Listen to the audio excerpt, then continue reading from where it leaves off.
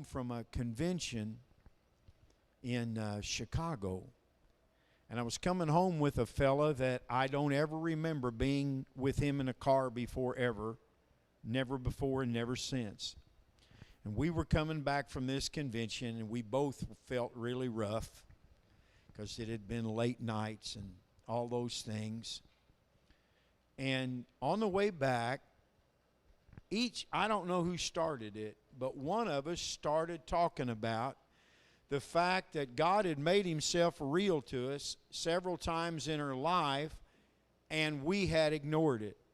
And so what we did, just he and I, his name was Bill Smeltner. Can't forget a name like that.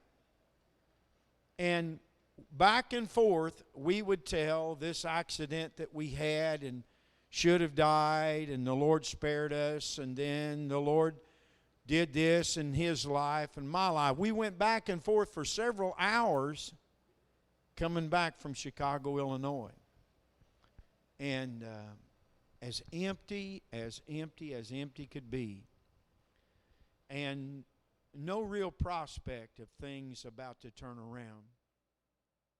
My wife, young people may not know who that is. Moonies were kind of brainwashed people that handed out flowers in airports and lived in communes and smelled flowers and were just really out to lunch as far as most of us were concerned. And I didn't mean it in a derogatory way. It's just the only way I could do it. And I would bring some of my companions I would once celebrate with. I would bring them home sometimes and see if they could see that moony glow, and they couldn't see it. And I remember asking them again, look again, you sure? Look again, because I could see it. I could see it. But it hadn't had the effect on me yet that it would. And I remember coming home, and it was, got home on, I think it was Thursday. I got home on a Thursday. And the next day was Good Friday. And I still felt, just felt awful, physically awful, and spiritually awful, and emotionally awful.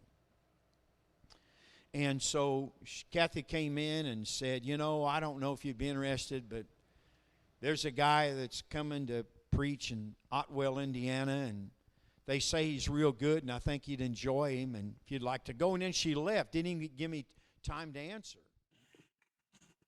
Because as she was leaving, I'm trying desperately to think of some reason why I can't.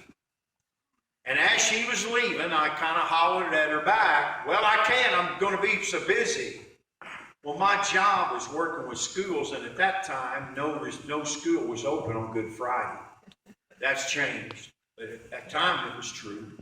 And when she continued walking, I don't remember her slowing down much to consider my excuse. And it just dawned on me how stupid that excuse was. There's no place I could go to work if I wanted to, but I'm so busy I can't do that. So I sat in my old orange chair, and I just felt awful, and I kept thinking and considering, and finally I thought, as awful as I feel, who knows?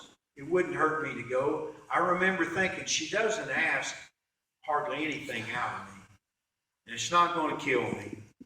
And I remember thinking to myself, who knows? This might be the time. And so I thought that. As miserable as man can be. And you might say, well, how can that be? I had the toys. I don't remember what toys I had at the time, but I'm sure I had some. We had a motorcycle and an Odyssey and a ski boat that pulled 3 skiers and new shotguns. I wasn't without toys. But I sure was without. So I went in and told her that I was willing to go, and she didn't have much response in front of me. But I found out later she went in the other room going, She called all her friends and called, pray. He said he's going and blah, blah, blah. Of course, I didn't know that was going on. So finally, if I remember right, I was the one wanting to leave earlier than you were wanting to leave. Because I knew it was Otwell, Indiana. It was way north of Otwell, way out in the country of Otwell, a little church of God. And so we got there, and we weren't late, but golly, it was, one more minute, we'd have been late. 2 minutes. When we came to Petersburg, we got on a train. Yeah, that's right. We came to Petersburg and hit a train. And I just hate being late. I always have. I do yet now. I just hate it. I mean, I just don't like it. I'd rather about do anything than be late. And so anyway, we got there. We weren't late, but golly, it was so close. And the church was so small, and there weren't any places to sit at all. And somebody saw that visitors had come, and so they were sitting right there. And they got up and left enough room for Kathy and I to sit down. Well, for a sinner man to be sitting on the front row on the aisle, golly. But I knew that it was the only place either sit or stand, and so I did. Well, that night there was a man there named Dwight Elijah. And I don't know, does anybody even, that's a name so far out of the past, except you remember Dwight Elijah? Okay, a couple people do. Dwight Elijah was a handful of a guy. He was just, he was a personality, let's say. And one of the songs that he sang, The Day He Wore My Crown. And he said later that he thought that I was a brother in the Lord. And so he came down and sang right in my face. He said later he thought he was encouraging me. And some of the words in the song are, I took all the blame, I caused all the shame, the day he died for me, the day he wore my crown. And he's just right in my face like that. Well, conviction's so thick, there's no place to go. Everybody would see if I ran or something, and so there's just no way to get away. And so anyway, the message began. It was a Good Friday service, and it was a community service. And so different churches came together. And it was a time when everybody's hoping to feel good and get together and celebrate Easter. Well, Pastor Wright, his message was hypocrites in the church. And there weren't many shouts or anything during the service. I thought it was a good message. Being an outsider, I realized that's the trouble with the church all along. Every unchurched person will tell you that. We're in agreement. Well, he finished that message, and then he said, I don't know how many of you are going to understand this, but I've got another message to preach. And then, in typical pastoral form, he spoke for 5 minutes why he didn't want to speak the second message. Well, during those 5 minutes, I looked down at my watch, and we'd been there an hour and 10 minutes, and I haven't been in church in a long time, but I'm long enough to know that we're already 10 minutes over time. And so he began to speak, and it wasn't a sermonette to Christianettes, it was the full thing. And he spoke about why I didn't want to speak about it, because it was hard. He'd already given a hard message in a place that hadn't been exceedingly responsive. That's understandable. When God shows your sin, unless you're hungry to have it cleansed, it's not pleasant. In fact, you may even hate the messenger. But if you are aware of your sin and you'd like to unload it, and then when that sin begins to be exposed, it's a little different thing. Because you've got hope maybe this time you'll be able to unload it. Well, he preached the second message, and it was Good Friday, so he preached on the cross and the crucifixion, what it was really like. And I've got to tell you, it was not Christ on the table with two beautiful candles on each side of him. It was gory. It was bloody. It was gutsy. It was hurtful. To imagine the Son of God stretched out before everyone, not properly covered. The Bible says he was beaten so badly that you wouldn't recognize him. If you walked up and didn't know who it was, somebody said who that is, you'd say, I can't tell. That's how badly he was beaten and swollen. And that's why today I don't mind shouting, being happy, being exuberant in church when we talk about our salvation, because I know, at least to some extent, I know what it cost, the price he paid. I'll tell you something, he deserves a little shout, yes, a little sir. hallelujah Amen. once in a while. He deserves to be acknowledged. Amen. He deserves to be served and loved. He deserves a people who will seek him with their whole heart. He preached a message that may be similar to what Pastor Aaron will share tonight. And during the course of that time, the Lord was drawing me, and I just didn't think I could. I didn't think I physically could do it. I was just right there. And I didn't know if my legs would work. I just didn't know if I could. 3 times during the service, I felt someone, as though it were a knuckle, gently and lovingly, not hurtfully, press me in the center of my back to kind of nudge me a little bit. Well, my thinking was not clear. My emotional system's in an uproar. My spiritual life is a train wreck. And after it happened, I turned around to inform the person behind me that I knew what I needed to do, and I appreciate him leaving me alone. And he was praying when I turned around. He hadn't done that. It happened 2 more times, and I didn't realize until sometime I was on the way home that we were seated in a pew, and where they were touching me was below where the back of the pew is. It's not possible for someone to touch me through a pew like that.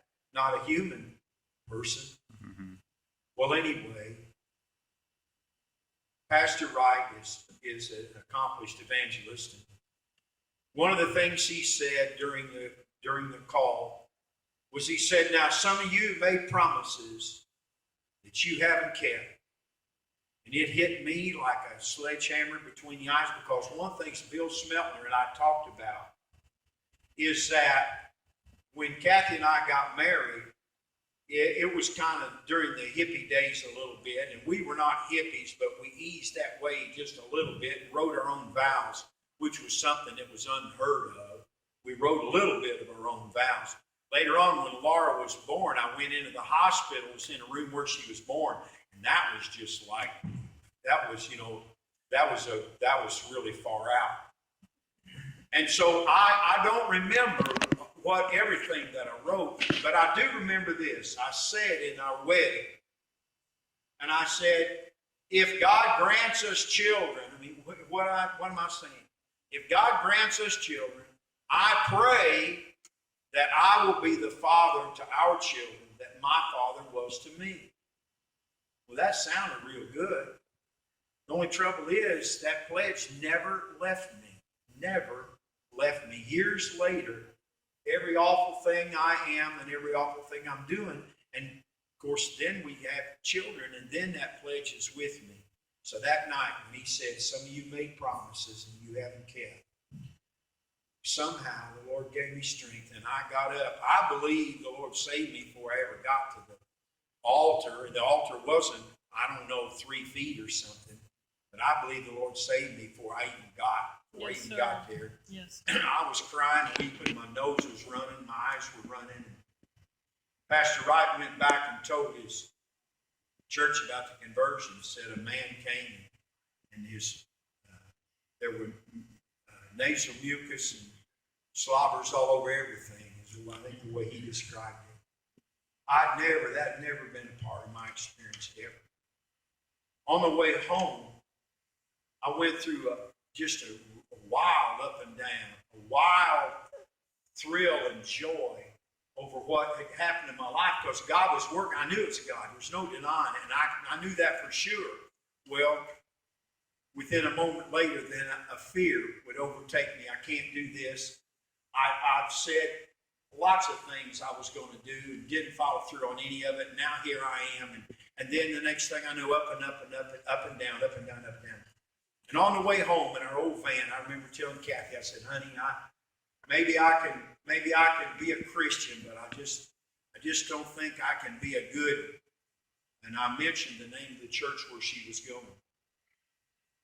And I won't share much more than this, but I'll tell you that she looked at me and she said, well, honey, she said, I'll tell you what, you just pray about it. If you feel like we're to leave that church, well, I'll go with you. And here I've been saved less than an hour.